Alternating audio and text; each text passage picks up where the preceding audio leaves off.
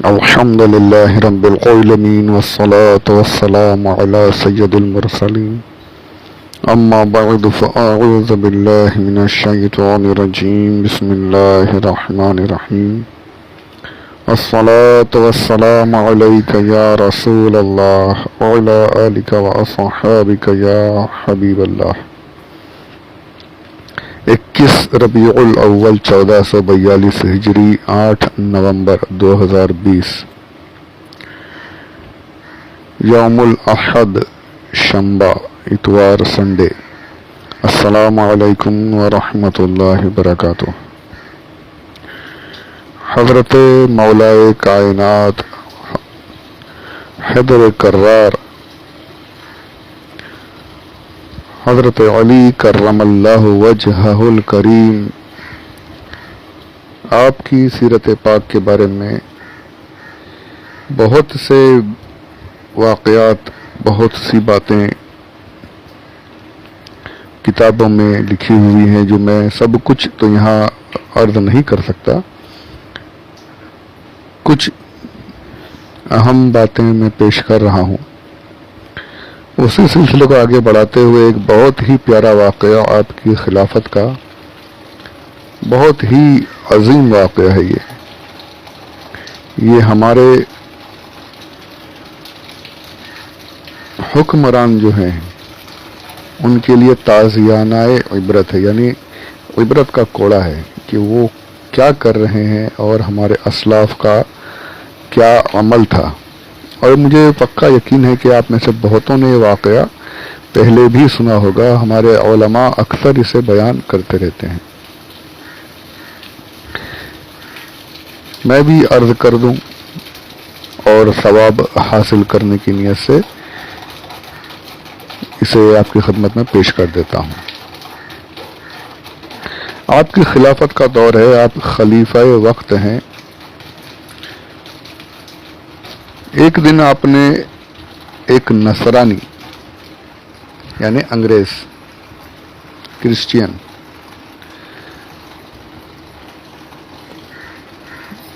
نصرانی اب بھی بیچ میں موجود تھے، ایسا نہیں کہ پورے کے پورے ختم ہو گئے تھے یا اس دور میں باقی تھے۔ کوفہ میں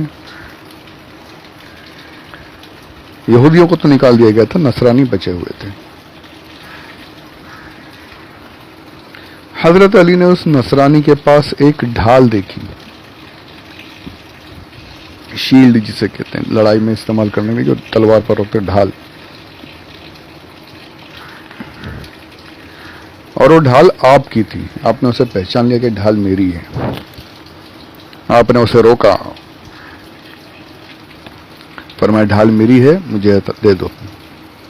اس نے کہا نہیں، یہ تو میری ہے، میں آپ کو کیسے دے دوں؟ آپ خلیفہ وقت تھے، حاکم تھے، چاہتے ڈھال یقیناً آپ کی تھی، چاہتے تو آپ طاقت کے بل بوتے پر بھی اس سے لے سکتے تھے، چھین سکتے تھے، پر آپ نے یہ نہیں کیا۔ حالانکہ ڈھال آپ کی ہی ہے، پر آپ نے شریعت کا قاعدہ استعمال فرمایا، شریعت پر عمل کرتے ہوئے اس سے کہا ٹھیک ہے چلو قاضی کے پاس چلتے ہیں، جج کے پاس چلتے ہیں، اور فیصلہ وہ جو فیصلہ سنائیں گے میں مان لوں گا۔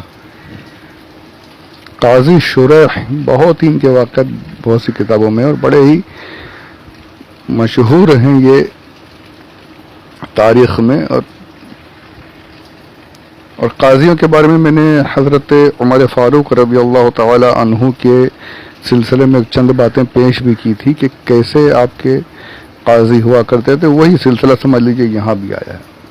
اور وہ جج یہ ایسے قانون نہیں تھے کہ ایک کیس کر دو، سالوں سال صرف تاریخ پڑھ رہی ہے، پتہ نہیں کون سا جج دیکھ رہا ہے، تاریخ ہوتے ہوتے فیصلہ آتے آتے کام ہی ختم ہو جاتا ہے۔ اعلیٰ حضرت نے اس لیے تو فرمایا ہے کہ مسلمانوں کو چاہیے کہ آپس کے جو جھگڑے ہیں وہ کورٹ کچہری میں لے جانے کی بجائے شرعی عدالتوں میں آپس میں مفتیان کرام کے پاس، قاضیوں کے پاس بیٹھ کر آپس میں ہی نمٹا لیں۔ یہ کورٹ کچہری میں جانے سے پیسہ اور وقت دونوں ضائع ہوتا ہے۔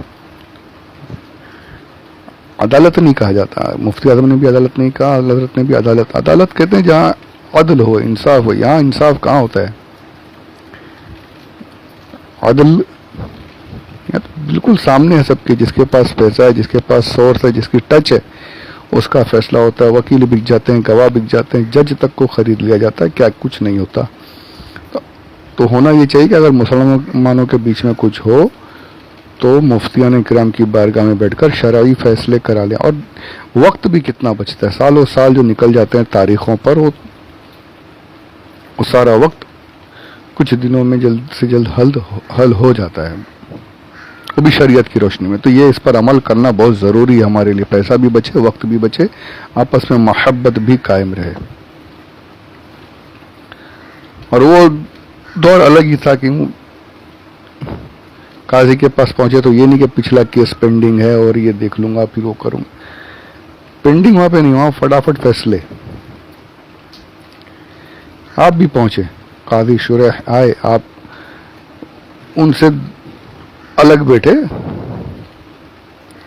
ان کے پاس نہیں بیٹھے. اور کیا فرماتے ہیں, یہ جو روایت میں پڑھ رہا ہوں یہ المختار من مناقب الاخیار کے جلد اول کے صفحہ نمبر 113 سے شروع ہوتی ہے.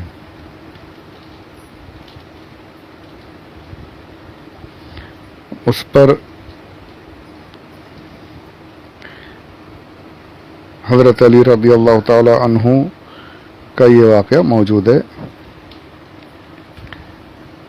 آپ قاضی شرح کے ساتھ میں نہیں بیٹھے, الگ بیٹھے, اور فرماتے ہیں کہ اگر میرا جس کو میں فیصلے کے لیے لایا ہوں اگر یہ مسلمان ہوتا میں تمہارے پاس بیٹھتا, تمہارے قریب میں بیٹھتا. یہ نصرانی ہے, کرسچین ہے, اس لیے میں اس کے پاس بیٹھا ہوں کیونکہ حدیث پاک میں ہے کہ اگر یہ راستے سے گزریں تو تم انہیں دباؤ, کونے میں دھکیلو, انہیں مجبور کر دو کہ کونے میں چلے جائیں. یہ حدیث شریف ہے نصرانیوں کے بارے میں, منافقین کے بارے میں, کہ انہیں چلنے میں بھی ان پر تنگی کرو. یہ حضرت علی اس حدیث کو پیش کر کے اس پر عمل کر رہے ہیں. دیکھیے یہ حضرت علی کرم اللہ وجہ الکریم کا عمل یہ ہے کہ یہاں بھی کوشش ہو کہ اسے ذلیل کیا جائے نصرانی ہونے کی بنا پر. اسے جو حدیث پاک میں کونے میں دھکیلو. اور یہ آج کے جو عرب حکمران ہیں, سعودی, دبئی, بحرین وغیرہ جو سننے میں آ رہا ہے, یہ کون سی دنیا میں جی رہے ہیں, کون سی کتابیں پڑھ رہے ہیں, ان کے پاس کوئی ہے سمجھانے والا یا نہیں, کچھ سمجھ میں نہیں آتا. صرف ان کی جو سمجھانے والے ہیں وہ صرف مسلمانوں کے خلاف فتوے دینے والے ان کے ساتھ موجود ہیں. شرک ہے, بدعت ہے, رسول پاک صلی اللہ علیہ وسلم کے روزے کے پاس ایسے نہیں کھڑے ہونا ہے, ویسے پیٹ پھیر کر کھڑے ہو جاؤ, تبرکات کی زیارت مت کرو, قبروں کی زیارت, مزارات کی زیارت نہیں ہونی چاہیے, سب غلط ہے, ایسے الٹے پیر باہر نہیں نکلو. یہ سب پکڑ کر آپ کو روک کر بتانے والے موجود ہیں. لیکن یہود و نصارہ سے گلے مل کر انعام حاصل کیے جا رہے ہیں, ان کے ساتھ معاہدے ہو رہے ہیں, ان کے ساتھ کانٹریکٹس کیے جا رہے ہیں, انہیں دوبارہ عرب میں واپس سے بسانے کے پلاننگ ہو رہی ہے, سب کچھ ہو رہا ہے, پر انہیں روکنے والا کوئی نہیں. کسی کی آواز نہیں نکل رہی ان کے متووں کی کہ جو ان کو بول سکے کہ یہ جو تم کر رہے ہو یہ غلط ہے. ہمارے علماء, ہمارے اسلاف کا عمل کیا تھا اور تمہارا عمل کیا ہے, وہ کوئی انہیں بتانے والا نہیں. تو یہ صرف نام کے مسلمان بنے ہوئے ہیں, نام کے حکمران. اصل میں تو یہ ان یہودیوں نصرانیوں کے پاس بکے ہوئے ہیں, یا تو بک چکے ہیں یا کچھ ایسی کمزوریاں ان کے حوالے کر دی انہوں نے کہ جس کی وجہ سے ان کے خلاف بول نہیں سکتے, یہ ان کے خلاف کھڑے نہیں ہو سکتے. اور وہاں پر ہمارے مولا کائنات کا عمل دیکھیے کہ اس وقت میں بھی آپ حدیث پاک پر عمل کر رہے ہیں اور اسے یہ نصرانی کو بتا رہے ہیں کہ تو نصرانی ہے اور تیرے ساتھ جو معاملہ ہونا چاہیے وہی معاملہ ہو رہا ہے. پر انصاف اور عدل جو ہے وہ ہو کر رہے گا. تو اپنے قاضی کی بارگاہ میں چاہتے تو وہاں پر جو طاقت لگا سکتے تھے, لیکن وہاں وہ غلط طریقہ ہو جاتا. شریعت جو کہہ رہی تھی قانون کے مطابق اس پر عمل کر رہے تھے یہاں پر بھی, اور وہ فیصلہ لینے کے لیے حاضر ہو گئے. پھر اب کہتے ہیں قاضی سے کہ یہ جو ڈھال ہے, شیلڈ جو ہے یہ میری ہے. قاضی نے سنا, قاضی شریح نے اب ان کے اس کے پاس پہنچے، نصرانی کے طرف توجہ کی اور فرمایا یہ کیا بول رہے ہیں امیر المومنین، ڈھال کے بارے میں کیا بول رہے ہیں، تمہارا کیا کہنا ہے؟ اس نے کہا ہاں یہ ڈھال کون سی ان کی، میری ہے، یہ تو میرے پاس ہے، میری ہے، ان کی نہیں ہے۔ قاضی شریح نے سنا، اب ان کی طرف آئے، مولا علی کائنات رضی اللہ تعالی عنہ کی طرف متوجہ ہوئے، عرض کی یا امیر المومنین یہ انکار کر رہا ہے، کیا آپ کے پاس کوئی گواہ ہے، کوئی گواہ ہے جو پیش کر سکیں آپ؟ تو المختار میں صرف اتنا لکھا ہے کہ آپ نے کہا میرے پاس گواہ نہیں، اور میں نے اس کے پہلے کہیں اور کتابوں میں پڑھا ہے کہ اس میں آپ نے کہا تھا کہ میرے پاس گواہ ہے، میرا غلام ہے، وہ میرے لیے گواہی دے گا، میرا بیٹا حسن ہے رضی اللہ عنہ وہ میرے لیے گواہی دیں گے۔ تو اب یہ سوچئے کہ قاضی شریح اور سامنے امیر المومنین، جیسے آج کی زبان میں کہہ لیجیے chief minister, president, prime minister, سب کچھ جو بڑا سے بڑا عہدہ اس وقت کا ہے وہ آپ ہیں، اور یہ جو ہیں وہ جج ہے صرف۔ وہ کیا کہتے ہیں کہ امیر المومنین آپ کہہ رہے ہیں کہ آپ کا غلام آپ کے لیے گواہی دے دے گا، آپ کا بیٹا آپ کے لیے گواہی دے گا، تو غلام کی گواہی مالک کے حق میں قبول نہیں کروں گا، بیٹے کی گواہی باپ کے حق میں قبول نہیں کروں گا، یعنی آپ کے جو گواہ ہیں میں ان کی گواہی آپ کے لیے قبول نہیں کروں گا۔ اللہ اکبر، اللہ اکبر۔ یہ کیا تھا؟ یہ اسلام کی کیسی تعلیم تھی کہ قاضی جو ہے وہ حاکم پر، خلیفہ پر کہہ رہا ہے میں آپ کے گواہ قبول نہیں کروں گا، آپ کے لیے آپ کے حق میں آپ کی گواہی مقبول نہیں، ان گواہوں کی نہیں قبول کروں گا، کچھ اور ہو تو لائیے۔ آج کوئی بول کے دکھا دے، آج تو پہلی بات تو پہنچ نہیں پاتے، آج کل چھوٹے سے چھوٹا کارپوریٹر بھی ہو تو اس تک بھی جج کی رسائی نہیں، جج کی وہاں بھی ہوا خراب رہتی کہ اس کے بارے میں بول دوں گا تو میرا جینا حرام کر دیں گے۔ پھر منسٹر اور اوپر چلے جائیں تو ان کی تو بات ہی اور ہے، وہ تو صاف بولتے ہیں کہ ہم تو ہوم منسٹر، چیف منسٹر، ہم فلاں ڈھماکے ہیں، ہمارے لیے تو قانون میں ہم آتے ہی نہیں، قانون ہم کو گرفتار کرنے کے لیے بھی بہت سے بل وغیرہ پاس کرنے پڑیں گے تب کوئی ہاتھ ڈال سکے گا، اتنا گندا قانون ہمارے اس ملک میں بنا ہوا ہے۔ یہ دیکھیے یہ قانون، یہ اسلامی شریعت۔ قاضی نے کہا میں قبول نہیں کروں گا ان کی گواہی، آپ کے پاس کچھ اور گواہ ہے تو لاؤ، تو آپ مسکرانے لگے۔ فرمایا شریح قاضی صاحب آپ بالکل حق فرما رہے ہیں، آپ صحیح کہہ رہے ہیں، میرے پاس اور کوئی گواہ نہیں، آپ اپنا فیصلہ سنا دیجیے۔ مسکرا رہے ہیں۔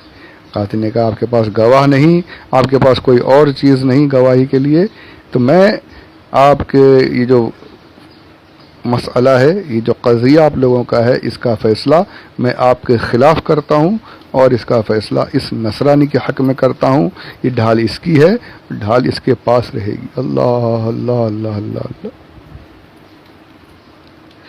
یہ کیا تھا یار، یہ کیا جوش تھا، یہ کیا اسلام کی تعلیمات پر عمل تھا، کیسی محبت تھی، کیسا اللہ کا خوف کہ قاضی فیصلہ خلاف میں سنا رہا ہے اور خلیفہ وقت مسکرا رہا ہے۔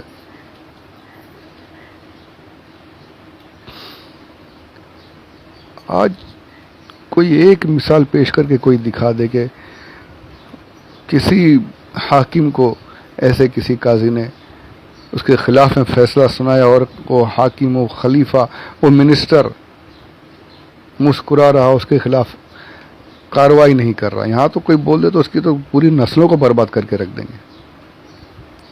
منسٹر کے خلاف، حکمران کے خلاف کوئی بول دے تو پورا سب کا صفایا، اس کی نسلیں تباہ ہو جائیں گی۔